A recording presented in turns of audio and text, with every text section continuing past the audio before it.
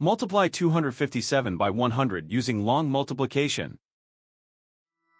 Start with the ones digit, 0.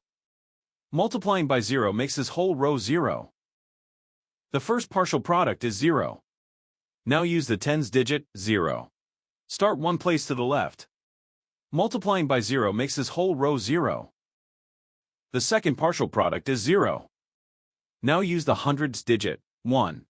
Start two places to the left. 1 times 7 is 7. 1 times 5 is 5. 1 times 2 is 2. The third partial product is 25,700. Now add the partial products, working from right to left. The ones and tens columns each add to 0. Move right to left, one column at a time. In the hundreds column, 0 plus 0 plus 7 is 7. In the thousands column, 0 plus 5 is 5. In the 10,000s column, bring down 2. The product of the whole numbers is 25,700. So 257 times 100 is 25,700.